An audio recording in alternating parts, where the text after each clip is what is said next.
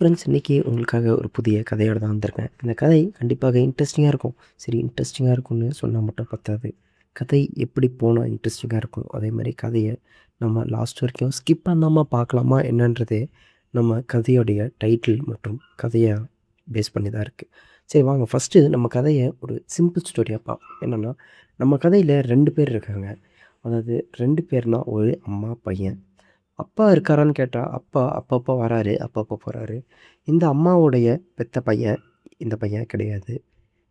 இந்த அம்மாவுடைய வாடகை, அதாவது இந்த பையனுக்கு இந்த அம்மா வாடகை தாய் தான். சரி, இவங்க அப்பா அப்பப்போ வராரு, போறாரு.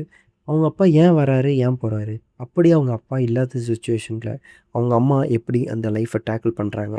அதே மாதிரி அந்த அம்மா அவங்க கணவனோட துணை இல்லாம, அந்த கணவனுடைய துணை இல்லாம கணவனாக பையனை ஏன் நினைக்கிறாங்க? அந்த பையன் அதுக்கு என்ன முயற்சி பண்ணுறான்? அப்படியேப்பட்ட ஒரு கதை தான் இது. இந்த கதை கண்டிப்பாக இன்ட்ரெஸ்டிங்காக இருக்கும் ஃப்ரெண்ட்ஸ். ஸோ லாஸ்ட் வரைக்கும் ஸ்கிப் பண்ணாமல் பாருங்கள். நம்ம சேனலை சப்ஸ்கிரைப் பண்ணாதவங்க சப்ஸ்கிரைப் பண்ணிட்டு போகலாம்.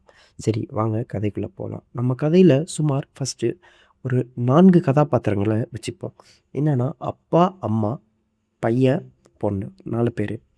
நம்ம கதையில் நம்ம இந்த பையனுக்கு என்னென்னா வயசு 19 ஆகுது. இந்த பையன் இப்போ தான் காலேஜுக்கு போயிட்டுருக்கிறான். இன்னும் காலேஜ் முடிக்கல. இப்போ தான் காலேஜோட செகண்ட் இயரில் இருக்கிறான்.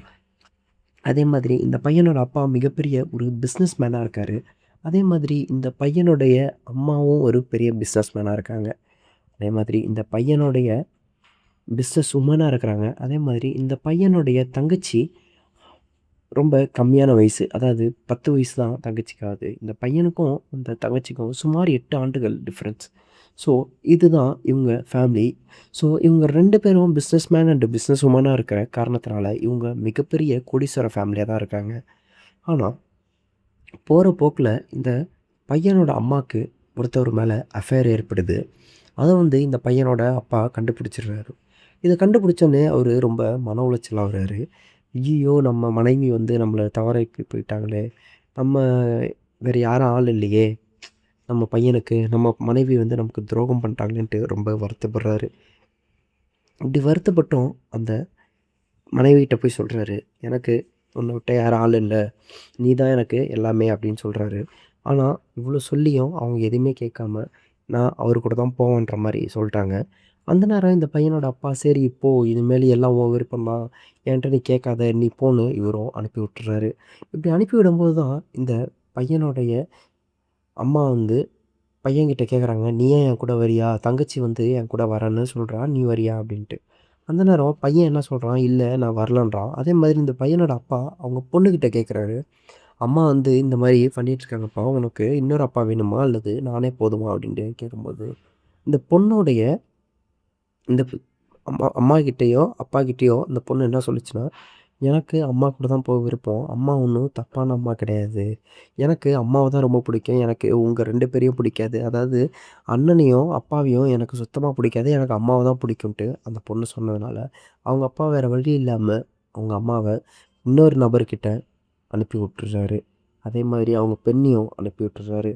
சரி, ஓகே. இந்த சிச்சுவேஷனில் தான் அடுத்தது அவர் ரொம்ப கவலைப்பட்டு ஃபீல் பட்டு உட்காந்துருக்கும்போது, நம்ம ஒய்ஃப் இப்படி போயிட்டாளே அப்படின்னு யோசிக்கும்போது தான் ஒரு பையன் சொல்கிறான், நீங்கள் ஏப்பா ஃபீல் பண்ணுறீங்க, உங்கள் மேலேயாப்பா தப்பு அப்படின்ட்டு ஃபீல் பண்ணும்போது தான் அப்போ தான் அவர் நினைக்கிறாரு, நம்ம பையனும் வந்து ரொம்ப ஃபீல் பண்ணுறான்.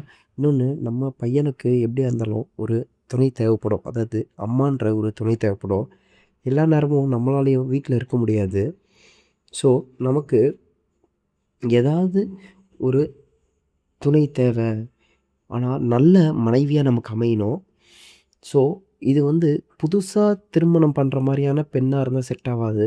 ஒரு சில பேருக்கு திருமணமாகி டைவர்ஸ் ஆனவங்க அல்லது விடோ அந்த மாதிரியான பெண் தான் நமக்கு செட் ஆகுன்ற மாரி அவரு யோசிக்கிறாரு. ஏன்னா, இவரு எப்போதுமே வேலை வேலைன்ட்டு அலையிற காரணத்தினால, இவரு பையனுக்கு சமைச்சு போடவோ, இவங்க பையன படிக்க வைக்கிறதுக்கோ எல்லாத்துக்கும் ஒரு ஆள், அதாவது அம்மா வந்து இருந்தா மட்டும் தான் நம்மளுடைய அந்த ஒரு ஒழுக்கன்றது வரும். ஸோ, அதே மாதிரி அடுத்ததா அவரு அவரு ஆஃபீஸ்லயே, அதாவது அவரு தானே வந்து பிஸ்னஸ் மேனுன்னு அவருடைய கம்பெனியில வேலை செய்ற ஒருத்தவங்கள பார்க்குறாரு. அப்ப தான் தெரியுது, இவங்க வந்து கணவர் மேல ரொம்ப லவ் வச்சிருந்திருக்காங்க. ஆனா, அவங்க கணவர் ஒரு விபத்துல இறந்து போயிருக்காரு. அதனால் அவங்க மறு கல்யாணமே பண்ணவே முடியாதுன்ட்டு அவங்க வீட்டில் சொன்ன காரணத்தையும் விட்டுட்டு அவங்க வேலைக்கு வந்திருக்காங்கன்றது தெரியுது. அவங்க கிட்ட போய் இவர் அப்ரோச் பண்ணுறாரு. எனக்கு உன்னை பிடிச்சிருக்குமா, நீ என்ன கல்யாணம் பண்ணிக்கிறியான்ற மாதிரி. அப்போ அவங்க சொல்கிறாங்க, இல்லை சார், நீங்கள் வந்து கோடி ரூபா கொடுத்தாலும் நான் பண்ண மாட்டேன். எனக்கு பணம் முக்கியம் இல்லை, குணம் தான் முக்கியம். நான் எப்போ ஒரு நல்ல மனுஷனை பார்க்குறனோ அன்னைக்கு நான் கல்யாணம் பண்ணுறேன்ற மாதிரி சொல்லிட்டு அவங்க விட்டுறாங்க. ஸோ அவருக்கு ரொம்ப ஃபீலிங் ஆயிடுச்சு. அவர் அதுக்கப்புறமும் நார்மலாக அவங்ககிட்ட பழகும்போது தான் அவங்களுக்கு தெரிய வருது, இவர் ரொம்ப நல்ல மனுஷன் தான் போல், நம்ம தான் இவரை தப்பாக நினச்சிட்ருக்கோம். ஸோ ஓகே, இவர் அன்றைக்கி நம்மகிட்ட கேட்டார், நம்ம ஆனால் ஓகே சொல்லிடலாமான்ட்டு அவங்க யோசிக்கிறாங்க. அப்படி யோசிக்கும்போது திரும்பி அவர் வராரு. அவங்கக்கிட்ட, "சார், நான் லாஸ்ட் டைம் ஒன் சான்ஸ்" அப்படின்னு கேட்குறாரு. அப்பயும் அவங்க சொல்கிறாங்க, "சரி, எனக்கு ஓகே." உங்களுக்கு ஓகேவான்னு சொல்லும்போது தான் இவர் சொல்கிறாரு, "எனக்கு இந்த மாதிரி ஒரு பையன் இருக்கான். பையனுக்கு 19 வயசு. என் பையன் வந்து இந்த மாதிரி" எல்லாமே சொன்னதுக்கப்புறம் அவங்க, "டபுள் ஓகே, எனக்கு ஒன்றும் பிரச்சனை இல்ல.